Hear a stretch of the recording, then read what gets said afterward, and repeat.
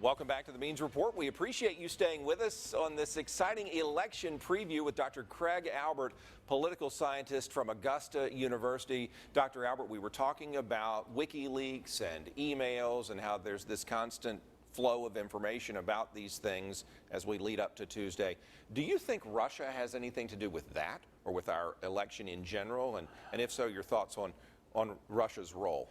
I don't know if Russia has anything to do with the WikiLeaks. We certainly know, our intelligence community is 99% sure that Russia is responsible for some of the government hacks we've faced in the last year, 18 months. So 99% probability is a great probability. By over, I think, 18 intelligence industries in the United States. So high levels of confidence that we know Russia is poking around.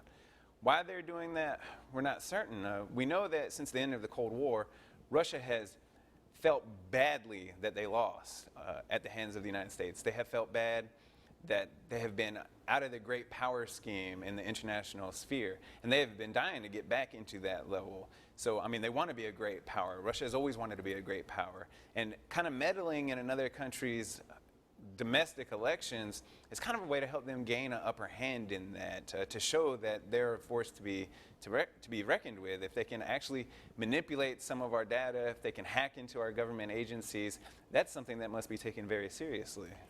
Who do they fear or dislike more, Clinton or Trump?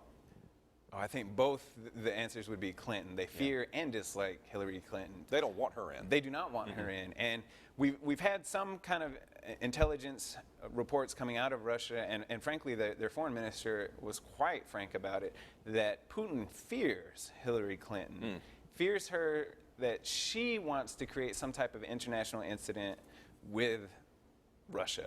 So in international relations theory and security studies, the idea of war is terrifying to state leaders. What they fear is unknowing.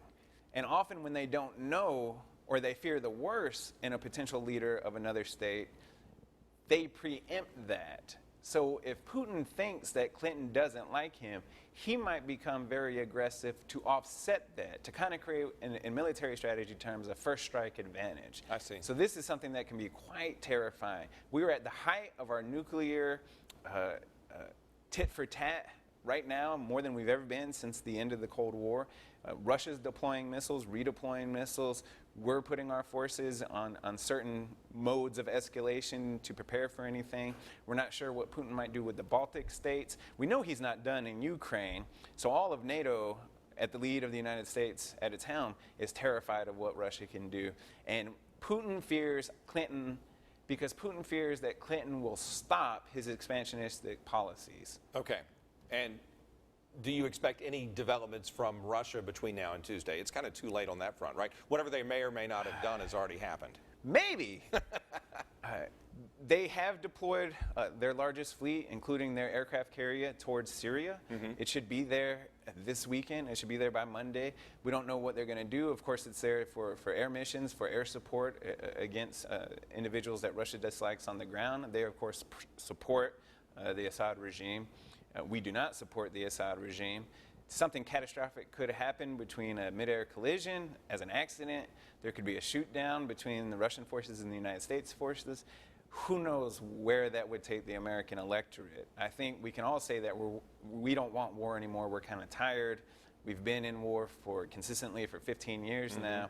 I'm not sure who that would benefit. Trump, who has tended to be more isolationist in his tone, but very threatening towards ISIS and those people that would pose a problem to the United States. Clinton is very hawkish, and so I'm not sure who that would benefit if Russia does that. We know Putin likes Trump. Right. I think he likes Trump because Putin believes he can control situations between the United States and Russia if Trump was at its helm. Let me ask you quickly about a couple of things. First of all, Supreme Court, is there a chance that President Obama can fill that vacancy before he's out of office, or is it totally going to be the new person? If Clinton wins, he can fill the vacancy, I think, pretty quickly, because the idea would be like, go ahead and support this nominee because Clinton's going to do it anyways. If Clinton wins with a Democrat-controlled Senate, or just if Clinton wins? Just if Clinton wins. Okay. Because we have to fill that. We need that ninth person. It's been way too long already. So he might just say, stop trying to hold this up, Republicans, and you're going to look badly. You're going to look bad if you do hold it up because we have another Democratic president coming in. Right. So I think it'll be good for Obama that front. Tell me what millennials can or cannot do. I know you mentioned their high importance in this election the last time we talked. What do you think about millennials and their role, and who are your students voting for now that Bernie Sanders is out? Right. My students are fed up. I hear it's sad to be a political scientist and tell your students to watch the debates, that this is their first chance to get a glimpse of American politics. And, you know, I kind of teach that American politics is sacred, that, you know, it's such a great philosophical entity, our Constitution, and that we should respect it and pay great attention to politics. And then they come back from watching the debates, and I ask them to watch it, and they go, "What are you talking about?" They're probably pretty this depressed. This is terrible. Yeah, this is horrible. depressing. So they actually don't like either candidate right now. I've done some experiments in class where I have them focus on domestic issues and especially foreign policy issues, and some of them do favor Trump's foreign policy, and many, of course, favor Clinton's foreign policy. It's almost 50-50 right now. So, and I think the polls show that too. They just don't know. Most of them are independent. Mm-hmm. Anybody can get them right now, but the millennials could change the forecast of the election. Will we have a winner on election night?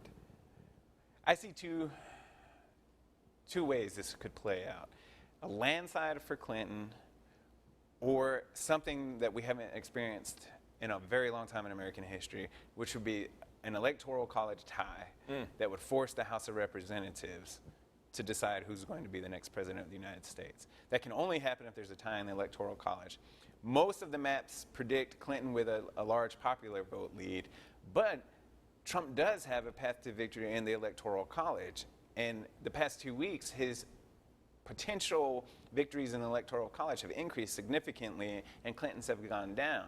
So it's either the pollsters know what they're doing and Clinton's going to run away with a landslide, or there's the Trump hidden element of people not being truthful about for whom they're voting, and they're going to come out and level the playing field a little bit more, resulting in a potential close election or a tie. To answer your question, maybe. Maybe. Yeah, well, that's what makes it so exciting. We'll be watching. I know you and your students will, and we'll get you back right after. Excellent. All right. Thank you, Dr. Albert. Of course. Thank you. Yes, sir. Craig Albert, political scientist, Augusta University. Don't forget, you need to go vote Tuesday, November 8th, 7 a.m. to 7 p.m. Georgia and South Carolina, your polls will be open all day.